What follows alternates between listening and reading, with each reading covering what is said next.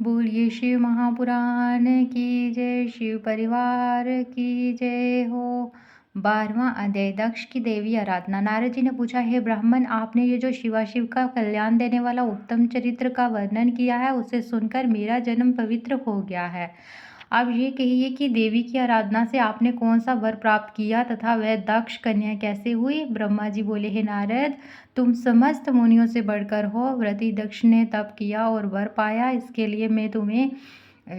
लिए मैं उन्हें पहले ही आदेश दे चुका था और वह जगदम्बिका की आराधना करने के लिए तप करने चले गए थे। उन्होंने दृढ़ता से 3000 दिव्य वर्षों तक नियमित तप किया। तब दक्ष को जगदम्बिका का प्रत्यक्ष दर्शन हुआ। वह कृतार्थ हो गए। उन्हें शिवा का दर्शन हुआ। शिवा दक्ष के मनोरथों को पहले से ही जानती थी। उन्होंने दक्ष से वर मांगने को कहा। दक्ष ने देवी से कहा, मेरे पूर्ण अवतार स्वामी शंकर रुद्र नाम से ब्रह्मा के पुत्र रूप में अवतार लिए हैं और तुम्हारा अभी अवतार नहीं हुआ है। तब शिवजी की पत्नी कौन हो?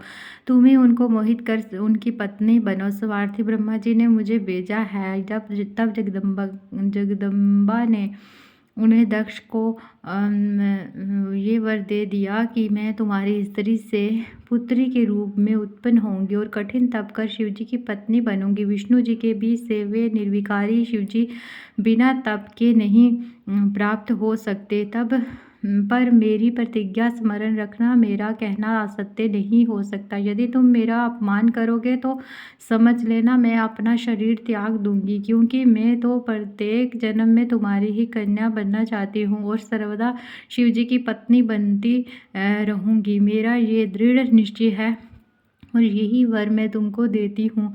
दक्ष को ऐसा वर देकर देवी अंतर्ध्यान हो गई। दक्ष अपने घर आ गए और देवी मेरी कन्या होंगी, उन्हें इस विचार से बड़ी प्रसन्नता हुई। इति शिव महापुराण द्वितीय सतीखंड का 12वां अध्याय समाप्त।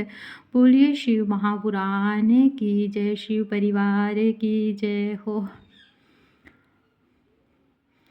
13वां भी पढ़ लेते हैं। 13वां अध्याय, ब्रह्मा नारद संवाद। नारद जी बोले, हे ब्राह्मण, जब प्रजेश दक्ष घर गए तब क्या हुआ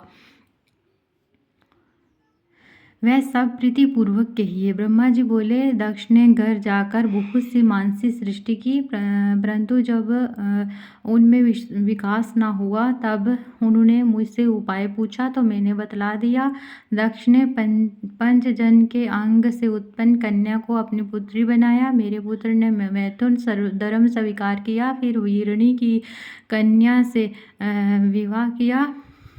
जिस वीरनी से उन्होंने हर्यश्व नाम वाले 10,000 पुत्र उत्पन्न किए। उन पुत्रों से उन्होंने दक्ष ने सृष्टि बढ़ाने को कहा। वे पुत्र सृष्टि की चिंता में पूर्व दिशा की ओर समुद्र संगम पर तप करने चले गए, परंतु हे नारद, तुमने प्रकट होकर उन्हें बहका दिया। वे प्रवृत्ति त्याग निवृत्ति के उपासक बन गए। तब वे निर्गुण सृष्टि करना क्या जानते। फिर उनका नाश भी हो गया। तब उनका नाश सुनकर दक्ष को बहुत चिंता हुई और उन्होंने उत्तम संतान का नाश होना शोक का स्थान माना। मैंने जाकर अपने पुत्र को समझाकर उनका शोक निवृत्त किया। जब वे शांत हुए तब उन्होंने पंचजन्य से सब लाशव नामक फिर हजारों पुत्र उत्पन्न किए और वे भी अपने पूर्व भाइयों के ही अनुवर्ती हुए। दक्ष फिर पुत्रों के घर न लौटने से दुखी हुए। इस बार उन्हें ऐसा आघात हुआ कि उन्होंने तुम्हें दुष्ट कहा और उसी समय बहुत से देवता भी आ गए थे।